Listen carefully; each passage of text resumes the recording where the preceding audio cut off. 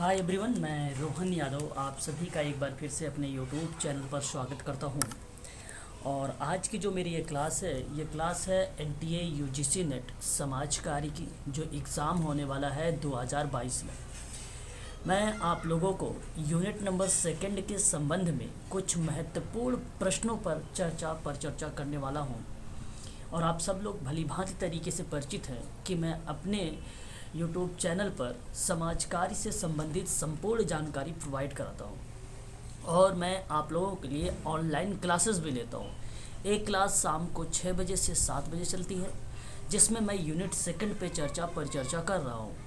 और एक क्लास चलता है आपका शाम को 8 से 9, और इसमें मैं आप लोगों से चर्चा कर रहा हूँ यूनिट नंबर 7 पे। कल मैंने सामाजिक नीति के बेसिक कॉन्सेप्ट को बता चुका हूँ, और आज मैं उसी के आगे लेके चलूँगा सामाजिक विकास की प्रक्रिया की तरफ। तो हम यहाँ पे बात करने वाले हैं आज व्यक्तित्व के सिद्धांत, आपका यूनिट नंबर सेकंड में दिया हुआ है। साथ ही साथ हम बात करेंगे मानव व्यवहार के बारे में। तो व्यक्तित्व के सिद्धांत संबंध में और मानव व्यवहार के संबंध में एग्जाम में यूजीसी नेट सोशल वर्क यहाँ से 2 से 3 प्रश्न पूछता है, जो एक प्रश्न 2 नंबर का होता है। तो ध्यान से देखिएगा, मैंने 70 प्रश्न लिए हैं यहाँ पर आप सभी के लिए, और अंत तक देखिएगा। मैं कुछ इंपॉर्टेंट बातें बताऊंगा आप लोगों को, उसे नोट डाउन भी करते रहिएगा आप लोग। और आप लोग मुझे कमेंट भी करके बताइएगा कि अंत में आप सबके 70 प्रश्नों में से कितने प्रश्न आप सबके सही गए हैं।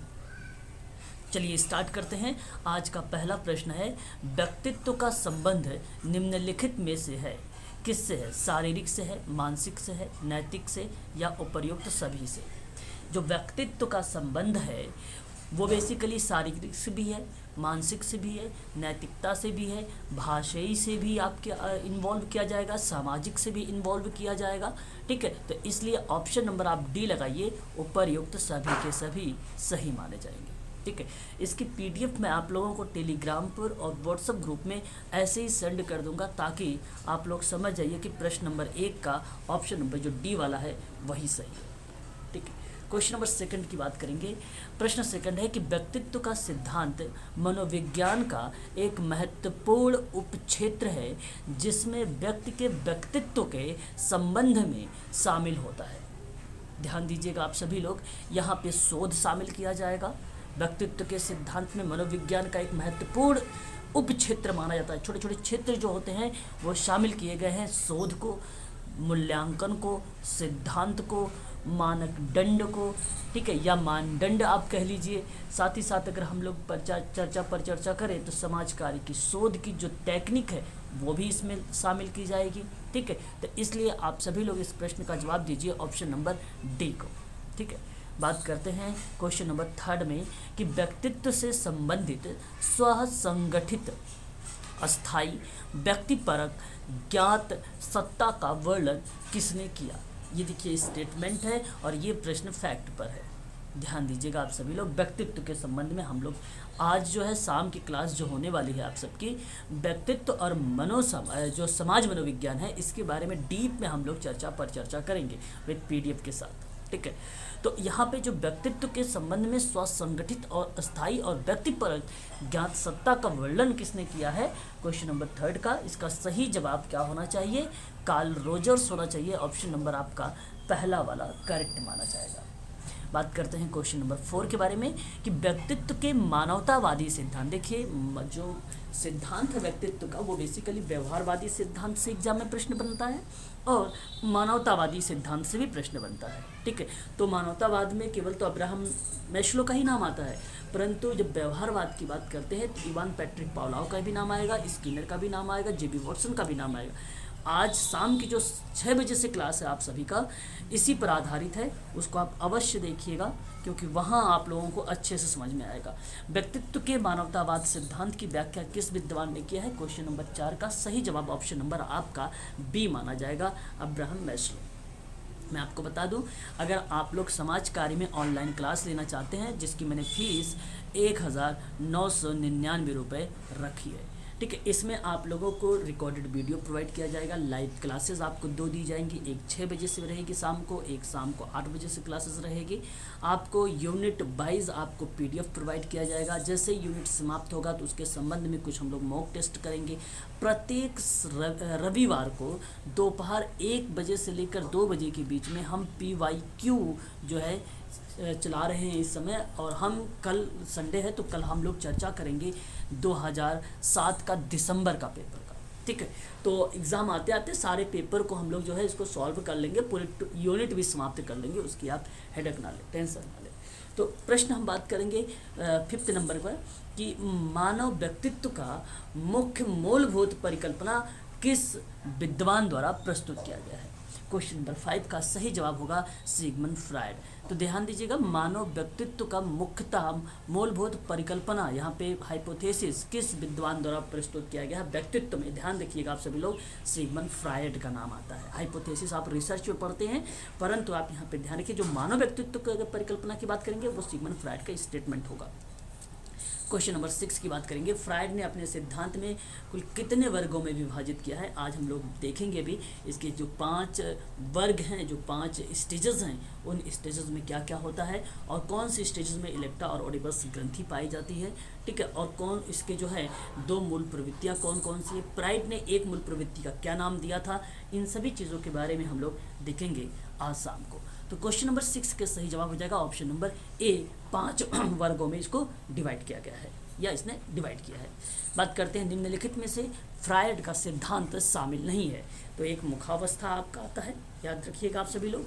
और अगर हम बात करते हैं तो साथ ही साथ क्वेश्चन नंबर 7 में तो आपका सहस्वावस्था को भी शामिल किया है इसने, और काम प्रस्तुति अवस्था को भी शामिल किया है, लेकिन मानसिक अवस्था जो है इसको शामिल नहीं किया है। इसलिए क्वेश्चन नंबर 7 का ऑप्शन नंबर जो डी वाला है यही सही माना जाएगा। क्वेश्चन नंबर 8, फ्रायड का मनोलैंगिक विकास का सिद्धांत किस अन्य नाम से भी जाना जाता है। क्वेश्चन नंबर 8 का सही जवाब होगा जो है लिबिडो। आपने लिबिडो नाम सुना है, मैंने पढ़ाया भी आप लोग, जहाँ पे कामवासना की बात की गई है। तो लिबिडियल सिद्धांत के नाम से भी जाना जाता है मनोलैंगिक विकास के सिद्धांत को, ध्यान रखिएगा, ये भी इंपॉर्टेंट है आप सभी लोगों के लिए। क्वेश्चन नंबर 9 की बात करते हैं, एरिक एरिक्सन ने फ्रायड के विकास संबंधी विचारों को कितनी अवस्थाओं के द्वारा जो है विस्तारित किया था। तो क्वेश्चन नंबर 9 का सही जवाब होगा 8 अवस्था सिगमंड जो है एरिक एरिक्सन की है, ठीक है। और इसके विकास संबंधी जो है विचारों को कितनी अवस्थाओं में विभाजित किया है, आप ध्यान रखिएगा 8 अवस्था में डिवाइड किया है। और ये बेसिकली संघर्ष की अवस्था इन्होंने एरिक एरिक्सन ने बताया था, ठीक है। इसके बारे में हम लोग आज देखेंगे। बात करते हैं निम्नलिखित में से कौन इरेक्शन के विचार जो है संरचना के सिद्धांत में शामिल नहीं होता है। क्वेश्चन नंबर 10 का सही जवाब होगा, आपको बता दूं, प्रारंभिक बाल्यावस्था शामिल है, शैशवावस्था शामिल किया गया है और खेल अवस्था शामिल किया गया है। लेकिन कहीं पर भी अगर हम बात करें एरिक एरिक्सन के, मैंने पढ़ाया भी है आप लोगों को, मैं रिवीजन करवा रहा हूँ शाम को जो 6 बजे वाली क्लास चलती है। 8 बजे वाले बच्चों को पता होगा कि तार्किक विश्लेषण की अवस्था नहीं मानी है, इसलिए ऑप्शन नंबर आपका डी वाला करेक्ट माना जाएगा।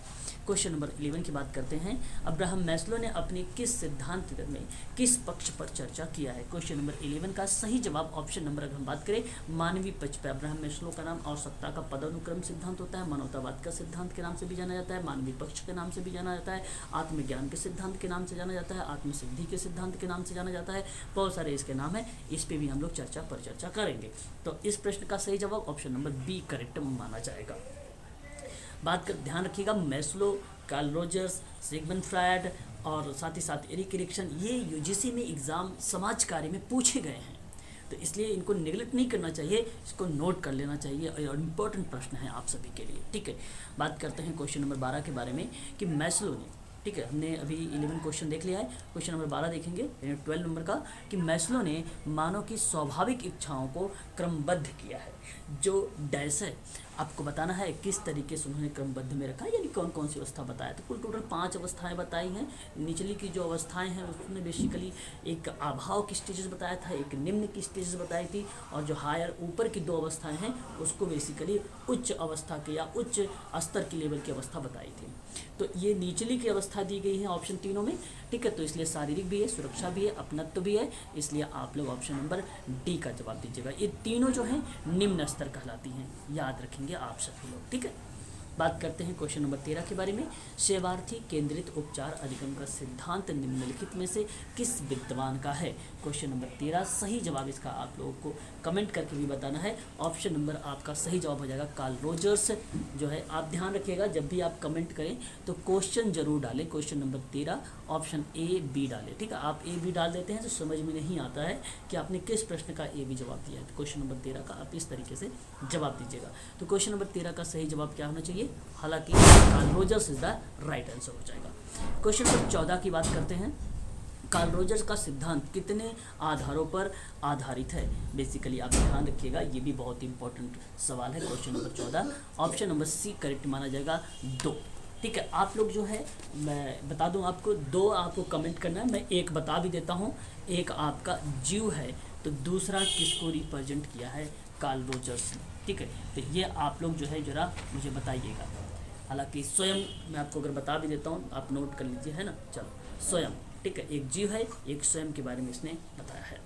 क्वेश्चन नंबर 15 की स्किनर के दृष्टिकोण को किस नाम से जाना जाता है? स्किनर के दृष्टिकोण को किस नाम से जाना जाता है? क्वेश्चन नंबर 15 का सही जवाब हो जाएगा व्यवहारवादी। आप लोगों को बताऊं सिलेबस में लिखा हुआ है व्यवहारवादी सिद्धांत के बारे में चर्चा करने के लिए। तो थॉर्नडाइक का भी नाम आता है ना। इसका मतलब ये नहीं कि आप थॉर्नडाइक को छोड़ दो, थॉर्नडाइक का भी नाम आता है, ठीक है। क्वेश्चन नंबर 16 की बात करेंगे। निम्नलिखित में से कौन कौन से तत्व स्किनर के सिद्धांत में शामिल किए गए हैं? हालांकि 8 बजे वाले क्लास के बच्चों को उनको सारे ये क्वेश्चंस पता होंगे, सभी आंसर सही दे रहे होंगे, मैं आशा कर रहा हूँ। क्वेश्चन नंबर 16 का सही जवाब क्या होना चाहिए कि इसने कहा स्किनर के संबंध में सिद्धांत बताइए जरा। स्किनर का सिद्धांत किस चीज़ पर है? बताइए, व्यक्ति के व्यवहार पर है, बिल्कुल करेक्ट है। और फिर आगे पढ़ते हैं। कार्यों और कौशल और समाज में दंड आधारित प्रक्रिया को भी संचालित करता है BF स्किनर का। तो इसलिए आप करें BF स्किनर ने 0.05, ध्यान रखिए 0.05 जो है करंट इसमें यूज़ किया है पजल में अपने, ठीक है, अपने बॉक्स में, याद रखिएगा। हालांकि एग्जाम में नहीं पूछा जाएगा कितने पॉइंट इसने करंट दिया है उसमें, तो अगर आप चाहें तो करंट 0.05 याद भी रह सकते हैं। ऑप्शन बी की बात करें, पारिस्थितिकी विशिष्टताओं की धारणाओं पर जोर देता है, एक प्रकार के, ये भी करेक्ट जवाब हो जाएगा। कॉन्सेप्ट पर बल देता है।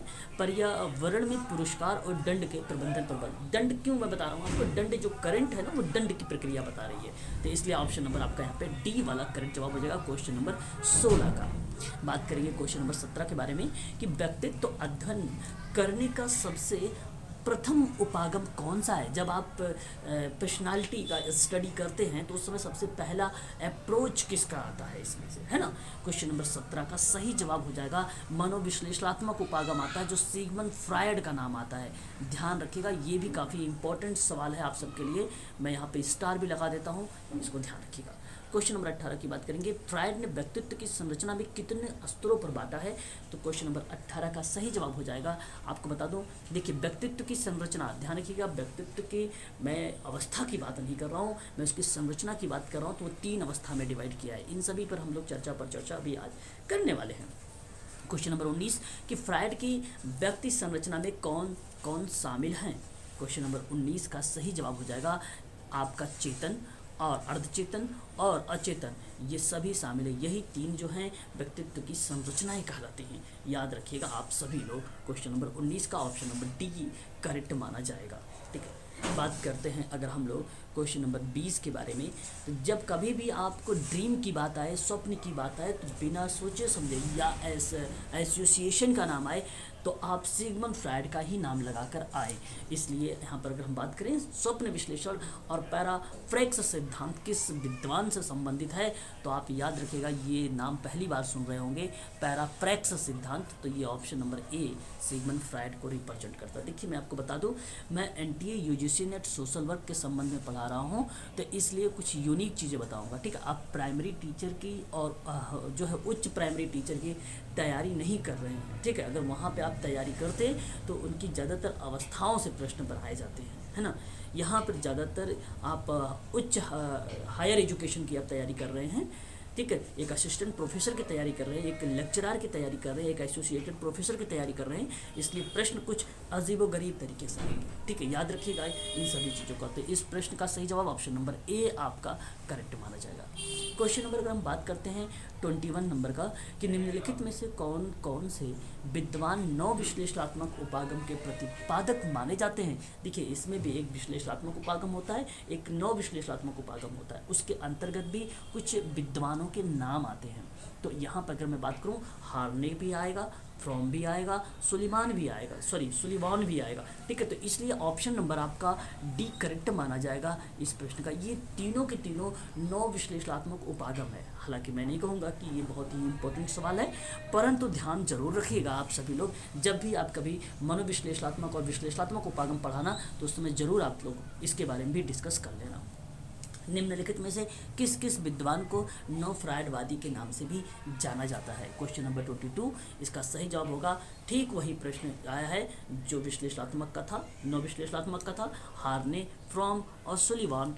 ऑप्शन नंबर डी करेक्ट जवाब हो जाएगा। ठीक है, प्रश्नों का सिर्फ देखिए, पैटर्न देखिए किस तरीके से बदल रहा है। ठीक है, फैक्ट से भी एग्जाम में प्रश्न आते हैं। आपको बता दूं, एग्जाम में आजकल जो है यूजीसी ने कूट देना शुरू कर दिया है। बार बार मैं रिपीट भी कर रहा हूँ, आप लोगों से बता भी रहा हूँ कि ऑप्शन में ए आ जाएगा, बी आ जाएगा, ए का अगर कहेगा ए ऑप्शन में ए पहला दूसरा सही है, पहला दूसरा तीसरा सही है। ठीक है, सी आपको कहेगा पहला तीसरा सही है, फिर आपका ऑप्शन डी होगा ऑल कह देगा। इस तरीके का जो कूट आजकल दिया जा रहा है, और आजकल बच्चे इसी में कंफ्यूज हो जाते हैं, प्रश्न थोड़ा सा हार्ड बनने लगता है, लोगों को लगता है क्योंकि अगर इसी में एक नाम और डाल दिया जाए तो वो प्रश्न हार्ड बन जाता है। ठीक है, जाहिर सी बात है, अगर मैं इसी में सिगमंड फ्रायड के जो है साथ ही साथ सिगमंड फ्रायड का नाम डाल दूं, या मैं आपका एरिक एरिक्सन का नाम डाल दूं, तो आप कंफ्यूज हो जाएंगे। परंतु आप ध्यान रखिएगा, जब इन सभी चीज़ों के बारे में जो है हम थ्योरिटिकल चीज़ों पर भी चर्चा कर रहे हैं, वहाँ पे नाम ऑलरेडी मेंशन किया जाता है ना, याद रखेंगे। Question number 23, Karen Harley. ठीक है, ये नाम वही है, हार्ने का ही। कैरेन हार्ने ने फ्रायड के किस विश्लेषण का महत्व दिया था, मतलब उसने जो सिगमंड फ्रायड ने जो उसने मनोविश्लेषणात्मक के सिद्धांत में प्राथमिकता दी है, उसी के कौन से ऐसे एक शब्द हैं जिसमें हार्ने ने उसको इम्पोर्टेंस बताया कि ये बहुत इम्पोर्टेंट है बच्चों के लिए। क्वेश्चन नंबर 23 का सही जवाब आपको बता दो, अचेतन और दमन ऐसी एक दो शब्द है जिस पे हार्ने ने एक विस्तृत रूप से एक सारांश या निष्कर्ष निकाल कर इसने महत्व में बताया है। तो ऑप्शन नंबर आपका सही हो जाएगा सी वाला। क्वेश्चन नंबर 24 की बात करें तो फ्रॉम और सुलिवान ने नौ विश्लेषणात्मक उपागम में किस पक्ष पर अधिक बल दिया है। ठीक है, किस पक्ष पर अधिक बल दिया है, तो आप सभी लोग ध्यान रखिएगा, सामाजिक और सांस्कृतिक पक्ष पर अधिक बल दिया है। क्वेश्चन नंबर हम 25 की बात करते हैं, सील गुण के उपागम। देखिए, आप सभी लोगों को अल्पोर्ट के बारे में जानेंगे, आज पढ़ेंगे, कैश क्रेशर के बारे में पढ़ेंगे, युग के बारे में पढ़ेंगे, मैं बताऊंगा, तो इस चीज़ों को भी ध्यान रखिएगा। यहाँ से भी प्रश्न बनाए जाते हैं। सील गुण उपागम में वर्णन किया गया है किसका। क्वेश्चन नंबर 25 का सही जवाब हो जाएगा व्यक्ति के व्यवहारों का। ऑप्शन नंबर पहला आपका सही माना जाएगा। क्वेश्चन नंबर 26 की बात करेंगे, प्रकार उपागम से संबंधित निम्नलिखित में से कौन से विद्वान जुड़े हुए हैं। क्वेश्चन नंबर 26 है, मैं आपको बता दूं, मार्गन जुड़ा हुआ है, किंग जुड़ा हुआ है, स्कोपलर भी जुड़ा हुआ है, इसलिए ऑप्शन नंबर आपका डी करेक्ट जवाब होगा। देखिए, आप लोग अब नए नए नाम देख रहे हैं, आपको सभी को पता है भाई कि आप लोग जानते हैं सिगमंड फ्रायड के बारे में, एरिक एरिक्सन के बारे में, लेकिन किंग के बारे में ही जानते हैं। जूनियर किंग इसी का नाम है, जो मार्टिन लूथर है, उसी के संबंध में प्रकार उपागम के रूप में भी जाना गया है वो। और एक स्पोकलर का नाम आता है, स्कोपलर का नाम आता है, ये भी उसी से। मॉर्गन मुर्रे का नाम तो आप लोग अच्छे तरीके से पता ही है आप सबको। ठीक है, तो जो जानते हैं आप लोग, महात्मा क्या नाम है, गांधी जाना जाता, अमेरिका का गांधी कहा जाता है इनको। ठीक है, उनके संबंध में इन्होंने एक प्रकार उपागम को लेकर भी जिक्र किया हुआ है, इसलिए ध्यान रखेंगे। क्रेमर ने जो है शारीरिक गुणों के आधार पर व्यक्तित्व के कितने प्रकार बताए थे। क्रेमर भी कहीं कहीं लिखा मिल जाता है, इसके बारे में हम लोग आज चर्चा करेंगे। क्वेश्चन नंबर 27 का ऑप्शन नंबर बी करेक्ट माना जाएगा। यहाँ पर ध्यान रखिए, बेसिकली बहुत लोग जानते हैं 3 ही टाइप का डिवाइड किया, नहीं, एक मिश्रण है, ध्यान रखिएगा, चौथे नंबर का है वो मिश्रण है या मिश्रित के नाम से जाना जाता है। ठीक है, इस पर हम लोग आज जो है चर्चा करेंगे। क्वेश्चन नंबर 28 की बात करेंगे अगर हम लोग, व्यवहारवादी विचारक स्किनर ने मानव व्यवहार को समझने के लिए किस पर ध्यान देने के लिए बल दिया है। क्वेश्चन नंबर 28 का सही जवाब होगा मानव व्यवहार और वातावरण, यानी ऑप्शन नंबर आपका सी करेक्ट माना जाएगा। क्वेश्चन नंबर 29 की बात करें, सत्तावादी व्यक्तित्व किस विद्वान का पुस्तक है। देखिए वेरी वेरी मोस्ट इंपॉर्टेंट यहाँ पे क्वेश्चन नंबर 29, किताबों से आजकल बहुत प्रश्न पूछे जाते हैं। सत्तावादी व्यक्तित्व के बारे में अगर हम बात करें तो फ्रैंकल का नाम आता है। मैंने इसके लिए जो है वीडियो भी बना रखा, प्लेलिस्ट में जाके आप देख सकते हैं, और मैंने इसकी जो PDF है आप लोगों को प्रोवाइड भी कर रखा है।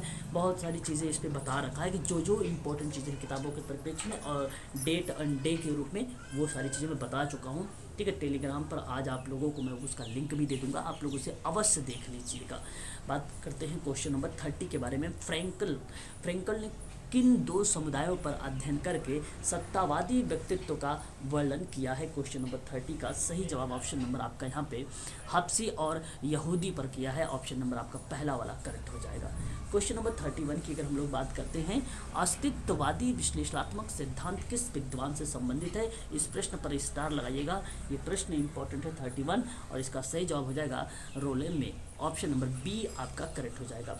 क्वेश्चन नंबर 32 की बात करते हैं, द मीनिंग ऑफ एंजाइटी यानी चिंता की बात की गई है, डैश के विशिष्ट शोध रचना मानी जाती है। ये किताब एक है, द मीनिंग ऑफ एंजाइटी मतलब चिंता को परिप्रेक्ष्य में, और ये किताब किस विद्वान की है तो आप ध्यान रखिएगा रोलो मे की है। क्वेश्चन नंबर 33 की बात करेंगे, रोलो मे द्वारा प्रस्तावित व्यक्तित्व के सिद्धांत की व्याख्या निम्नलिखित में से किस शीर्षक के अंतर्गत की गई है। क्वेश्चन नंबर 33 ऑप्शन नंबर आपको चूज करना है। 33 का सही जवाब क्या होना चाहिए आपका, मौलिक संप्रत्यय का नियम, व्यक्तित्व का विकास, व्यक्तित्व का मापन, इसलिए ऑप्शन नंबर डी आपका सही माना जाएगा क्वेश्चन नंबर 33 का। यदि आप लोग समाज कार्य के संबंध में अगर जानकारी लेना चाहते हैं तो आप मुझसे व्हाट्सअप भी कर सकते हैं और कॉल भी कर सकते हैं 8506031308 पर।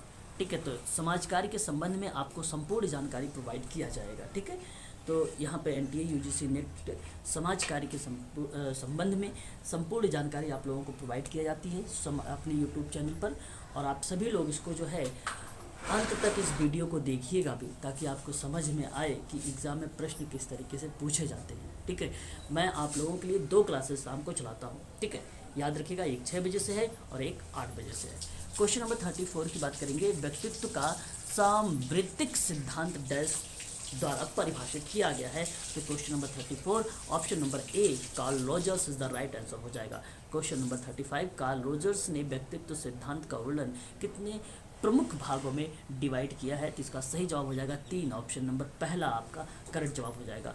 क्वेश्चन नंबर 36 मैस्लो ने व्यक्तित्व सिद्धांत में कौन सा सिद्धांत शामिल नहीं किया है। क्वेश्चन नंबर 36 में इसका सही जवाब हो जाएगा व्यक्तित्व अभिप्रेरणा का पदानुक्रम मॉडल शामिल है, स्वास्थ्य व्यक्तित्व शामिल है, व्यक्तित्व का मापन एवं शोध शामिल है। ऑप्शन नंबर जी जो डी है व्यक्तित्व का विकास यही शामिल नहीं है, इसलिए क्वेश्चन नंबर 36 का ऑप्शन नंबर डी सही माना जाएगा। क्वेश्चन नंबर 37 की बात कर रहे हैं, पदानुक्रमित मॉडल के 5 स्तरों में से कौन सा शामिल नहीं है। ठीक है, 37 में अगर मैं बात करूं आप लोगों से, देखो दैहिक शारीरिक पहला है, सुरक्षा दूसरा है, तीसरा संबद्धता और स्नेह है, अभिप्रेरणा के अध्ययन ये बात नहीं है। ऑप्शन नंबर डी आपका सही हो जाएगा, बाकी यहाँ पे ऊपर के जो 3 है ये सही माने जाएंगे। क्वेश्चन नंबर 38 की बात करते हैं, निम्नलिखित में से किस व्यवहारवादी विचारक का मानना है कि व्यवहार को समझने के लिए हमें मानव के व्यवहार तथा उसके वातावरण पर ध्यान देना चाहिए। क्वेश्चन नंबर 38 का सही जवाब Skinner is the right answer हो जाएगा। 39 a theory of human motivation dash की प्रमुख रचना मानी जाती है। 39 का option number Maslow is the right answer हो जाएगा, इसी की बुक है मैस्लो की। क्वेश्चन नंबर 40 की बात करें, निम्नलिखित में से किसके अनुसार सामान्य व्यवहार व्यक्ति के भीतर मनोवैज्ञानिक प्रक्रिया की स्थिति होती है जो कार्यों में व्यय तथा हानि के सहचरित होता है। 40 का सही जवाब Durand is the right answer हो जाएगा, ऑप्शन नंबर ए करेक्ट हो जाएगा। क्वेश्चन नंबर 41 की बात करेंगे हम लोग, कौन सा सही सुमलित नहीं है 41 में आपको बताना है। खेल की अवस्था शामिल सही है, ये 4 वर्ष से स्कूल जाने की अवस्था बताई गई है। क्रीड़ा अवस्था जो है 6 से 11 वर्ष बोला गया है, आपको मालूम है मैंने पढ़ाया भी है उत्तर बाल्यावस्था को लेकर। और एक अल्पवयस्क अवस्था, ये गलत जवाब, आपका ऑप्शन नंबर सी ही करेक्ट जवाब हो जाएगा। 41 का मध्यवस्था अवस्था जो होती है, वयस्कता अवस्था 25 से 65 वर्ष होती है, ये सही है, आपका ऑप्शन नंबर सी सही माना जाएगा 41 का। 42 की बात करेंगे, निम्नलिखित में से कौन सा युग्म जो है सम्मिलित है, मतलब आपको बताना है कि कौन सा सही शामिल किया गया है। तो अगर हम बात करें, जो चरित्र है वो ज्ञानात्मक व्यवहार को है, गलत जवाब। यहाँ पे प्रश्न आपसे पूछा गया है कि युग्म बनाना है सही, ठीक है, ये गलत जवाब है। शारीरिक बनावट क्रियात्मक, गलत जवाब है। स्वभाव भावनात्मक का व्यवहार रहता है, इसलिए 42 का सी वाला सही माना जाएगा। क्वेश्चन नंबर अगर हम बात करते हैं 43 के बारे में, तो एरिक एरिक्सन महोदय, 43 का आप ध्यान रखिएगा, एरिक एरिक्सन महोदय मनोसामाजिक विकास का सिद्धांत दिया है। कार्ल रोजर्स ने दृश्य जो है प्रपंच शास्त्र का सिद्धांत दिया है। अब्राहम मैस्लो ने मानवीय सिद्धांत दिया है, और स्किनर ने व्यवहारवादी शिक्षण का सिद्धांत दिया था। यानी सामने सामने को मैच कर दीजिए, इसलिए ऑप्शन नंबर आपका 43 का पहला वाला करेक्ट मान लिया जाएगा। बात करते हैं 44 के बारे में। एक तरफ सिद्धांत है, दूसरी तरफ प्रतिपादक का नाम है 44 में। तो अगर हम लोग यहाँ पे चर्चा करते हैं, तो घटना विज्ञान संबंधी कार्ल रोजर्स का आता है, और विश्लेषणात्मक सिद्धांत के बारे में अगर हम लोग बात करते हैं, मनोविश्लेषणात्मक सिद्धांत की बात करते हैं, तो सिगमंड फ्रायड का नाम आता है। और अगर हम लोग प्रेरणा संबंधी बात करते हैं, तो ये बेसिकली अब्राहम मैस्लो का नाम आता है। अधिगम जो है स्किनर का नाम आता है, इसलिए आपका ऑप्शन नंबर बी सही मान लिया जाएगा। बात करते हैं क्वेश्चन नंबर 45 के बारे में। आप लोग यहाँ पे देखिए, और 45 में आपसे क्या कह रहा है कि 10 महीने का जो शिशु होगा वो सार्थक भाषा समझ लेना चाहिए उसे। 10 से 14 महीने का जो शिशु होगा उसको अगर हम बात करें यहाँ पे, तो उसको प्रथम शब्द जो है आरंभ कर देना चाहिए। और अगर हम बात करें 3 वर्ष तक शिशु जो अगर है, 3 वर्ष तक का जो शिशु है वो बेसिकली वाक्य रचना के प्रारंभ कर देना चाहिए। 10 महीने का जो पहले का शिशु है वो बेसिकली सामान्यतः संकेतों का प्रयोग कर लेना चाहिए। तो याद रखिएगा, पहले का दूसरा जिसमें मैच करेगा, और दूसरे का पहला मैच करेगा, तीसरे का चौथा मैच करेगा, तो इसलिए ऑप्शन नंबर आपका पहला वाला यहाँ पर बन रहा है, यही आपका सही माना जाएगा। याद रखिएगा, इम्पोर्टेंट सवाल है ये भी। क्वेश्चन नंबर 46 की बात करेंगे। अगर हम सूची एक तरफ है और सूची दूसरी भी है, सूची एक में आपका एक शब्द दिया गया है, आपको मैच करना है सूची 2 से। तो 46 का अगर हम लोग जवाब दें, व्यवहार बेसिकली मनोवृत्ति का विकास करती है, इस बात को ध्यान रखिएगा। सीखना जो है आपका एक मानसिक प्रक्रिया है। संप्रेरणा जो है व्यक्ति की क्रियाओं को गतिशील बनाती है, और मनोसामाजिक आवश्यकता जो होती है उपलब्धि, सामाजिक स्वीकृति एवं शक्ति की बात करती है। इसलिए 46 का सही जवाब हो जाएगा ऑप्शन नंबर आपका, ऑप्शन नंबर 1 सी यहाँ पे सही मान लिया जाएगा, सी वाला, क्योंकि हमने डी को 1 से मैच किया है, इसलिए आप लोग यहाँ पे ध्यान रखिएगा, ऑप्शन नंबर सी करेक्ट माना जाएगा। क्वेश्चन नंबर 47 की बात करेंगे हम सभी लोग। 47 आपको बता रहा है आपके सामने, चरित्र किसको रिप्रेजेंट करता है। चरित्र बेसिकली अगर हम बात करें तो क्रियात्मक व्यवहार को प्रस्तुत करता है। स्वभाव किसको रिप्रेजेंट करता है, भावनात्मक व्यवहार को रिप्रेजेंट करता है। बुद्धि ज्ञानात्मक व्यवहार को रिप्रेजेंट करती है। शारीरिक बनावट जन्मजात शारीरिक ढांचे को रिप्रेजेंट करती है। इसलिए आप ध्यान रखिएगा, इसका ऑप्शन नंबर जो डी होगा यही सही माना जाएगा, ध्यान रखेंगे। क्वेश्चन नंबर 48 की बात करेंगे। आपके सामने 48 है, आपको बताना है यहाँ पर। तो अगर हम शैशवावस्था की बात करें तो ये जन्म से लेकर 3 वर्ष, देखिए मैंने आपको जन्म से लेकर 2 वर्ष भी बोला है, जन्म से लेकर 6 वर्ष भी बोला है। तो यहाँ पे जन्म से तो कहीं नहीं, कोई ऑप्शन में लिखा ही नहीं, इसलिए आप इसी को चुनाव करें, क्योंकि 3 वर्ष आपको मैंने पढ़ाया नहीं था, इसलिए कॉमन सेंस का भी आप लोग प्रयोग करके लगाएं सवाल को। किशोरावस्था की अगर हम लोग बात करते हैं, किसकी, 48 क्वेश्चन में किशोरावस्था की बात करते हैं, तो ये 12 से लेकर 18 वर्ष है, ये मैंने यही एज बताया है। मध्यावस्था की अगर हम लोग बात करते हैं तो ये बेसिकली आपको 40 से 65 बताई गई है।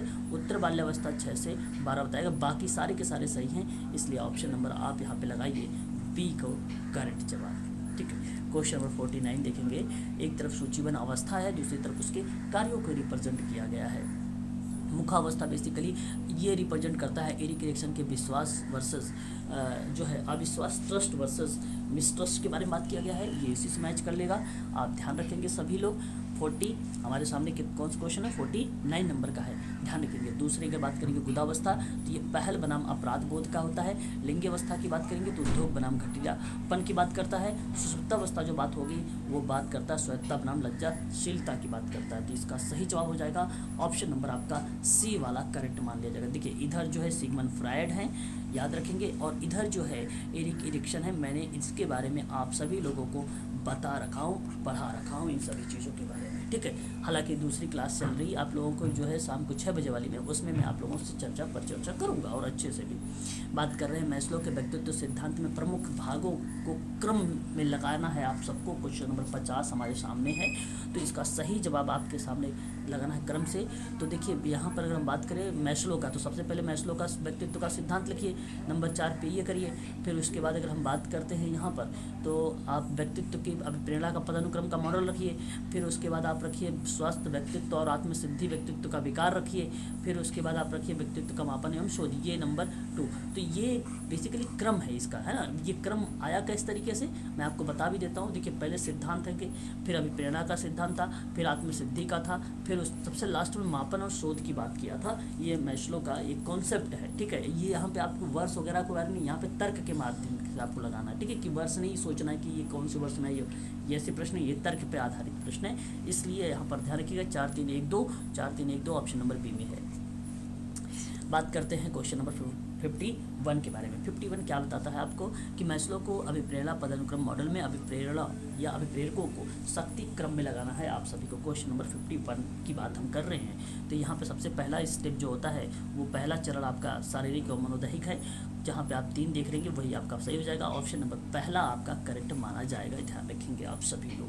अगर हम बात करेंगे तो दूसरे नंबर का ये होगा, तीसरे नंबर की बात करेंगे तो ये होगा, चौथे यानी इसका नंबर आएगा चौथे नंबर का, और सबसे लास्ट जो आता है 5वें नंबर का वो आत्मसिद्धि को रिप्रेजेंट करता है ना। तो याद रखिएगा आप सभी लोग, ये अपने आप में इम्पोर्टेंट सवाल है, ठीक है। क्वेश्चन नंबर 52 की बात करते हैं। मैस्लो के व्यक्तित्व सिद्धांत के प्रधान आवश्यकताओं को क्रम में लगाना है आपको। 42 नंबर का क्वेश्चन आपके सामने है। तो यहाँ पे अगर हम बात करें तो सबसे पहले अगर क्रम में लगाते हैं मैस्लो के व्यक्तित्व में, तो नंबर 1 पर आता है संज्ञानात्मक, नंबर 1 पर आता है आपका संज्ञानात्मक, और नंबर 2 पर आपका आता है तंत्रिका तापी की आवश्यकता, क्वेश्चन नंबर 52 में, ठीक है। और उसके बाद नंबर 3 पे आता है न्यूनता का प्रेरा, और नंबर लास्ट में आता है वर्धन अभिप्रेरणा। तो याद रखिएगा ये भी मैस्लो का एक क्रम है, ये भी प्रश्न अपने आप में इम्पोर्टेंट है। बात करते हैं क्वेश्चन नंबर 53 के बारे में। रोलेमे ने मानव मूल्य में बिखराव के कारणों को क्रम में लगाना है आप लोगों को, क्वेश्चन नंबर 53 को। तो नंबर 1 पर क्रम में लगाएंगे तो समस्या समाधान में तर्कना की उपयोगिता होती है। नंबर नेक्स्ट में आता है गरिमा एवं गुण की उत्कृष्टता की बात करता है। नंबर नेक्स्ट की बात करेंगे अपनी पहचान और मानव संस्कृति की संबद्धता की बात करता है। और नंबर लास्ट में जो आता है सौहार्दपूर्ण एवं मधुर संबंध की बात करता है। तो ध्यान रखिएगा ये रोलेमे ने मानव मूल्य के बिखराव की बात किया है, ये क्रम सही माना जाएगा। 4 1 2 3 यहाँ पर ऑप्शन नंबर सी में दिया गया है, इसलिए आपका क्वेश्चन नंबर 53 का ऑप्शन जो होगा वो सी वाला करेक्ट माना जाएगा। बात करते हैं नेक्स्ट क्वेश्चन को लेकर 54 में। 54 में कार्ल रोजर्स ने व्यक्तित्व सिद्धांत के प्रमुख भागों को क्रम में लगाया है ना। अब 54 में क्रम में किस तरीके से लगाया गया है, तो 54 में अगर हम लोग बात करते हैं तो नंबर 1 पे कार्ल रोजर्स के व्यक्तित्व का सिद्धांत आ जाएगा, नंबर 1 पर आएगा ये। फिर उसके बाद अगर हम लोग बात करते हैं तो व्यक्तित्व के पहलू को शामिल किया जाएगा नंबर दूसरे पर। फिर यहाँ पर अगर हम नंबर 3 की बात करेंगे तो वो व्यक्तित्व की गतिकी की बात करेगा, और फिर उसके बाद व्यक्तित्व का विकास की चर्चा करेंगे तो ये नंबर लास्ट पे आएगा। तो यानी 4 2 3 1 की बात करेंगे तो ऑप्शन नंबर सी में दिया गया है क्वेश्चन नंबर 54। ये कार्ल रोजर्स के व्यक्तित्व के विकास के प्रमुख क्रम है भागों का, याद रखेंगे इसे भी। रोलेमे द्वारा जो है प्रस्तावित व्यक्तित्व के सिद्धांत में वर्णित मौलिक संप्रत्यय और नियमों का क्रम में लगाना है आपको। क्वेश्चन नंबर 55 है आपके सामने, और 55 में क्या बातें बताई जा रही है। सबसे पहले आपका आता है मानव मूल्य का बिखराव, क्योंकि यही एक सिद्धांत था। और फिर अगर हम उसके बाद बात करेंगे तो आपका आता है खोखलापन एवं अकेलापन। ध्यान दीजिएगा आप सभी लोग, यहाँ पे खोखलापन एवं अकेलापन ये रोलेमे का जो है व्यक्तित्व के सिद्धांत में वर्णित है मौलिक संप्रत्यय और जो है नियम, ठीक है, और नियम ध्यान रखेंगे आप सभी लोग। उसके बाद आपका आता है चिंता का उद्भव, और फिर लास्ट में आता है चेतन का विस्तार। तो 3 1 4 2 ऑप्शन नंबर बी आपका करेक्ट मान लिया जाएगा। क्वेश्चन नंबर 56 की बात करेंगे। निम्नलिखित में से आपको विचार करना है कि नैदानिक मूल्यों के लिए वस्तुनिष्ठ व्यक्तित्व परीक्षण में 3 तरह के उपागम जो है विकसित किए गए हैं। तो मैं आपसे कहूँगा कि ये गलत जवाब दे दिया इसने कि नैदानिक उपयोग में वस्तुनिष्ठ व्यक्तित्व परीक्षण में 3 तरह के उपागम को विकसित नहीं किया गया है। बात करेंगे यहाँ पे हम लोग व्यक्तित्व वस्तुनिष्ठ मापन में युक्ति संगत उपागम, हाँ ये आपका सही माना जाएगा। उसी के अंतर्गत जो है परीक्षण के पदों एवं स्वरूप में नितांत की अस्पष्टता की गई, इसलिए आपका ये वाला भी सही जा रहा है। युक्ति संगत उपागम के मान्यता पर आधारित सबसे पहला, नो गलत जवाब यहाँ पे व्यक्तित्व नहीं, ऑप्शन नंबर केवल आपका बी वाला करेक्ट जवाब हो जाएगा। ठीक है, क्वेश्चन नंबर 56 का। क्वेश्चन नंबर 57 की बात करते हैं हम लोग। 57 में इन्होंने क्या बोला है, मैस्लो ने अपने व्यक्तित्व के सिद्धांत में अस्तित्ववाद को सर्वाधिक बल दिया है। गलत जवाब आप सभी का यहाँ पर ध्यान रखेंगे आप सभी लोग। बात करें कार्ल रोजर्स ने मानवतावादी मनोविज्ञान का आध्यात्मिक जनक माना जाता है। गलत जवाब। बात करते हैं मैस्लो ने व्यक्तित्व सिद्धांत के सबसे महत्वपूर्ण पहलू और उसका अभिप्रेरणा का सिद्धांत दिया है। यही आपका सही है, केवल आपका थर्ड वाला सही माना जाएगा क्वेश्चन नंबर 57 का, इसलिए बी करेक्ट जवाब हो जाएगा। क्वेश्चन नंबर 58 की बात करेंगे। सिगमंड फ्रायड ने अपने सिद्धांत को क्रमशः विभाजित किया है, तो बताइए जरा कितने भागों में डिवाइड किया है ना। सिगमंड फ्रायड ने अगर यहाँ पे अपने सिद्धांतों को किस तरीके से क्रम में दर्शाया है, इसको आपको बताना है। पहला था मुखावस्था, दूसरा था गुदावस्था, तीसरा था शैशवावस्था, चौथा था काम प्रसूति का अवस्था, इसी को लैंगिक अवस्था भी बोला जाता है तीसरे वाले को, और पांचवा जो है जननांगी अवस्था है। तो ये क्रम में है 1 2 3 4 5, यहाँ पे ऑप्शन नंबर ए वाला आपका करेक्ट जवाब हो जाएगा। क्वेश्चन नंबर 59 की बात करेंगे। इरिक्शन के सिद्धांत में क्रमशः विभाजित किया गया है, तो क्रमशः 59 में किस तरीके से विभाजित किया गया है, इसको अभी आप लोगों को ध्यान रखना। तो पहला शैशवावस्था था, दूसरा प्रारंभिक बाल्यावस्था था, तीसरा खेल अवस्था, चौथा क्रीड़ावस्था, पांचवा किशोरावस्था। ये भी क्रम सही लगाया था, 1 2 3 4 5 जो होगा वही सही हो जाएगा। ऑप्शन नंबर सी आपका करेक्ट जवाब होगा इस प्रश्न 59 का। क्वेश्चन नंबर 60 की बात करेंगे। निम्नलिखित में से आपको विचार करना है कि 9 विश्लेषणात्मक उपागम के प्रतिपादक में हार्ने, फ्रॉम और सुलिवान का विशेष योगदान है, तो आप कहेंगे बिल्कुल यहाँ पर करेक्ट जवाब है। बात करेंगे 9 विश्लेषणात्मक में 9 फ्रायडवादी के नाम से भी जाना जाता है, ये बिल्कुल सही है, ये भी जवाब आपका सही है, पहला दूसरा सही चल रहा है। 9 फ्रायडवादी मनोविज्ञान और फ्रायड के विचारों में बहुत समानता है, बिल्कुल सही बात है, समानता है। और कैरेन हॉर्ने ने फ्रायड के अचेतन और दमन के महत्व को स्वीकार किया है, ये भी करेक्ट जवाब है। अभी भी हम लोगों ने इस पर प्रश्न भी देखा है इन चारों पॉइंटों पर, इसलिए ऑप्शन नंबर आपका पहला वाला करेक्ट जवाब हो जाएगा। क्वेश्चन नंबर 61 की बात करेंगे, हमारे सामने है। पहला प्रश्न है, विचार करना है आपको यहाँ पर 61, और कह रहा है कि स्किनर के व्यवहारवादी विचारक माना जाता है क्या? क्या ये बात सही है? आप लोग जरा मुझे बताएं, क्या स्किनर को एक व्यवहारवादी विचारक के रूप में जाना जाता है? बिल्कुल करेक्ट जवाब है इसका, ये जाना जाता है, ये क्रम आपका सही है। नंबर दूसरी बात करेंगे, स्किनर का मानना है कि व्यवहार को समझने के लिए हमें मानव व्यवहार और उसके वातावरण को ध्यान में रखना चाहिए, ये भी सही जवाब है आपका। और तीसरा, अगर स्किनर मानव मस्तिष्क कुछ सूचनाओं और संसाधन परिष्कार एवं नई सूचनाओं को उत्पन्न करने वाला केंद्र माना जाता है, ये भी सही है। और समाज के अंदर दैनिक जीवन के मानव हमेशा अलग अलग कार्य एवं क्रियाएं करते हैं, ये भी सही है आपका। ठीक है, तो यहाँ पर 1 2 3 4 जो होगा यही सही माना जाएगा, 1 2 3 4 ये सही है। देखिए ऑप्शन यहाँ पे गलत दे दिया, ये कोई भी स्टूडेंट जो है हरियंट की बुकों से क्वेश्चंस नहीं करेगा, इस बात को मैं अभी आप लोगों को बता देता हूँ, क्योंकि उसमें रीज़न्स ये है कि प्रश्न जो है गलत आते हैं।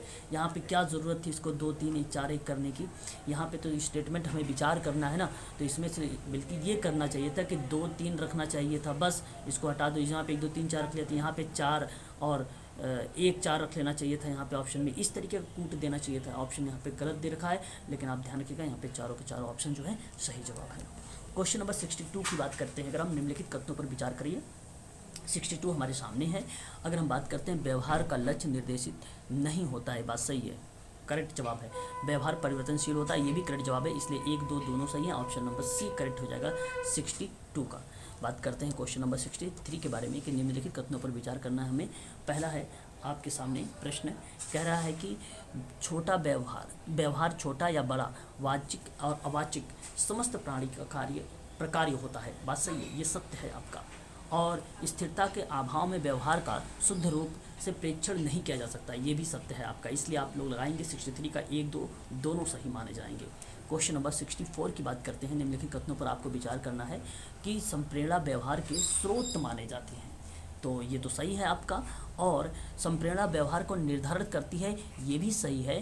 संप्रेरणा के भौतिक उन्नति का कोई संबंध है भाई, ये गलत जवाब, केवल पहला दूसरा सही जवाब होगा, ऑप्शन नंबर सी करेक्ट माना जाएगा यहाँ पर। क्वेश्चन नंबर 65 की बात करेंगे, निम्नलिखित कथनों पर विचार करेंगे कि प्राणी के विकास के साथ साथ उसका व्यवहार भी जटिल होता रहता है, क्या ये बात सत्य लग रही है? तो आप लोग बताइएगा हमेशा कि ये स्टेटमेंट सही रहेगी।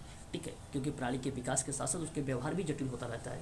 सामाजिक सांस्कृतिक परिवर्तन प्रमुख कारक होता है जो मानवीय व्यवहार के को अधिक जटिल एवं अस्थिर बना देती है। बात सही है, इसलिए आप लगाइएगा ऑप्शन नंबर सी, 1 और 2 दोनों सही हैं। क्वेश्चन नंबर 66 की बात करेंगे। निम्नलिखित कथनों पर विचार करिए आप लोग। अगेन आप सबको और फिर आपसे क्या बोला जा रहा है कि व्यवहार का अध्ययन मनोविज्ञान में कर किया जाता है। बात सही है, यह करते हैं। समाजशास्त्री, दार्शनिक, वकील आदि के मानव व्यवहार का अध्ययन कर किया जाता है। तो इसलिए आपको कहना कि समाजशास्त्र भी सही है आपका, व्यवहार अध्ययन भी सही है, इसलिए ऑप्शन नंबर सी करेक्ट जवाब हो जाएगा। ऑप्शन नंबर क्वेश्चन नंबर 66 का ऑप्शन नंबर सी करेक्ट माना जाएगा। क्वेश्चन नंबर अगर हम बात करते हैं यहाँ पर 67 के बारे में। 67 क्या आपसे बताता है? 67 आपसे बोल रहा है कि मनुष्य के व्यक्तित्व के विकास में शारीरिक गतिविधियों की भूमिका नग्न होती है। गलत जवाब, लचीलापन की एक्टिविटी यहाँ पे शामिल नहीं की जाती है, ठीक है, नग्न। तो यहाँ पे अगर हम बात करते हैं शारीरिक गतिविधियों के आधार पर मनुष्य को सामाजिकता का ज्ञान भी प्रदान किया जाता है। ऑप्शन सही हो जाएगा, केवल बी आपका करेक्ट माना जाएगा। ऑप्शन नंबर सेकंड वाला सही माना जाएगा क्वेश्चन नंबर 67 का। बात करेंगे नेक्स्ट प्रश्नों पर हम सभी लोग, और ये भी प्रश्न हमारे सब लिए जो है इम्पोर्टेंट है। 68 कह रहा है निम्नलिखित कथनों पर विचार करिए। किस इरिक्शन ने खेल की अवस्था को फ्रायड का प्रजनन का काम अवस्था से लिया है? क्या 68 का ये स्टेटमेंट आपके लिए सही है? बिल्कुल करेक्ट जवाब है ये। खेल की अवस्था 5 वर्ष की आयु से 10 वर्ष तक की आयु मानी जाती है। गलत जवाब यहाँ पर ऑप्शन आपका जो माना जाता है, बेसिकली ये बाल्यावस्था की आयु है तो वो 12 वर्ष तक जाती है, ठीक है। तो ऑप्शन नंबर आपका केवल पहला सही है, इसलिए 68 का ऑप्शन नंबर ए करेक्ट माना जाएगा। बात करते हैं 69 के बारे में।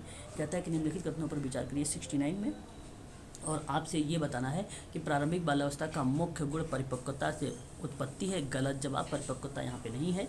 प्रारंभिक बाल अवस्था में बालक यह सीखता है कि उसने क्या अपेक्षाएं हैं और उसके कर्तव्य, अधिकार, उसकी क्या सीमाएं हैं, ठीक है, ये तो सही है, ये आपका सत्य जवाब है। और यहाँ पे सही जवाब हो जाएगा ऑप्शन नंबर बी। 69 का ऑप्शन नंबर बी करेक्ट माना जाएगा। क्वेश्चन नंबर बात करते हैं 70 यानी लास्ट, बता रहा है कि आपको युग में आपको सही यहाँ पे चुनाव करना है 70 का। तो मैं अगर आपसे बताऊँ, मैस्लो का जो है मानवतावादी है, ये मानवतावादी सिद्धांत माना जाता है। और कार्ल रोजर्स विकास की निरंतरता पर विशेष बल देता है, तो ये भी सही है। इरिक्सन बेसिकली मनोसामाजिक विकास की बात करता है, ना कि मानवीय सिद्धांत पर चर्चा करता है। गलत जवाब। स्किनर जो है मनोसामाजिक सिद्धांत की बात नहीं करता, ओसीटी की बात करता है, ऑपरेंट कंडीशनिंग थ्योरी, जिसे सक्रिय अनुबंधन का सिद्धांत, नैमित्तिकता का सिद्धांत बोला जाता है, इसलिए ये भी गलत हो जाएगा। ऑप्शन नंबर आपका केवल पहला वाला करेक्ट माना जाएगा, 1 और 2।